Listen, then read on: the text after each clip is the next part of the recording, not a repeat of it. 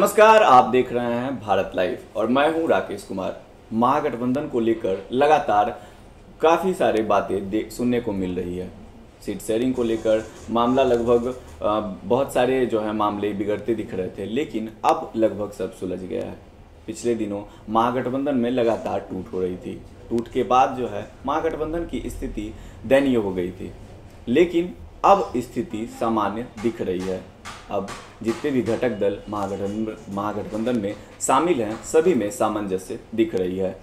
आपको याद होगा, पिछली सरकार जब 2015 में महागठबंधन के अंदर जो भी घटक दल थे, उनमें से मुख्य जो है आरजेडी, जेडीयू, कांग्रेस थी।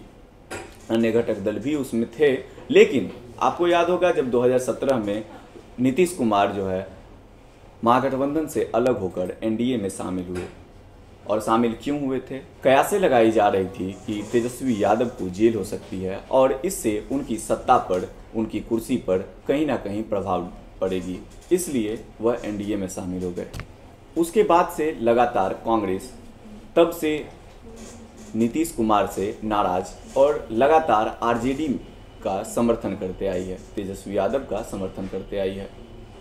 2015 में कांग्रेस को 41 सीटें मिली थी। महागठबंधन में 243 सीटों में से 41 सीटें कांग्रेस को मिली थी, जिसमें वह 41 सीटों में से 27 सीटों पर विजय भी हासिल की थी।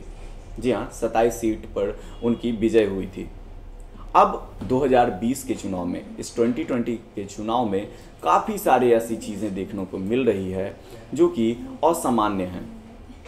ऐसे बड़े बड़े दिग्गज नेता जिनका टिकट कट जा रहा है और नॉर्मल परिवार के लोग, नॉर्मल जो जन सरोकार में लगे लोग को टिकट मिल रही है। सुनने में काफ़ी अलग लग रहा हो, लेकिन ऐसा हो रहा है। अब हम वापिस आते हैं कांग्रेस पे। हम कांग्रेस की बात कर रहे थे, तो कांग्रेस को इस बार 2020 के चुनाव में 243 सीटों में से 70 सीटें मिली हैं। अब उन 70 सीटों में से कांग्रेस दावा कर रही है कि उन्हें वो 50 सीटों पर विजय हासिल करेगी।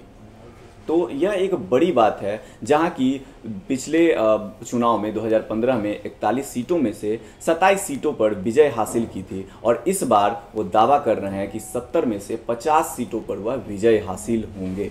आपको बता दें, पिछले दिनों पटना के सदाकत आश्रम में एक मीटिंग हुई, एक पीसी हुई, जिसमें कांग्रेस के छत्तीसगढ़ के सीएम भूपेश बघेल मौजूद थे और कांग्रेस मतलब बिहार विधानसभा चुनाव को देखते हुए एक संगीत जारी किया गया। बिहार विधानसभा चुनाव को देखते हुए एक संगीत जारी किया गया, चुनावी अभियान का शुरुआत किया गया, जिसमें भूपेश बघेल ने काफ़ी सारे मुद्दों पर बात की। साथ ही भूपेश बघेल ने कांग्रेस की ओर से बिहार विधानसभा चुनाव को देखते हुए एक स्लोगन कहा है, बोले बिहार बदलो सरकार। इसके बाद उन्होंने तेजस्वी यादव का समर्थन करते हुए लगातार, जैसे कि पिछले दिनों कांग्रेस लगातार कहते आई है कि महागठबंधन के अन्य जितने भी घटक दल हैं, उनमें से सबसे योग्य जो हैं तेजस्वी यादव हैं और सीएम के उम्मीदवार और दावेदार के तौर पे तेजस्वी यादव ही होंगे। सीएम पद के उम्मीदवार महागठबंधन में तेजस्वी यादव होंगे और साथ ही कांग्रेस हमेशा से तेजस्वी यादव का समर्थन करते आई है और करेगी, इसका ये भी साथ में कहा है। और ये अन्य जो है बातों पे चर्चा हुई कांग्रेस के इस सदाकत आश्रम में हुई पीसी में। रविवार को यह पीसी हुई थी और अब जो है लगातार जो जितनी भी बातें सामने आ रही थी महागठबंधन में टूट के बाद, अब लगभग सब ठीक होते दिख रहा है। कांग्रेस मजबूती से महागठबंधन में खड़ी है। अन्य बड़ी खबरों के लिए लगातार देखते रहें भारत लाइव। यहाँ खबरों का सिलसिला लगातार जारी रहता है। नमस्कार।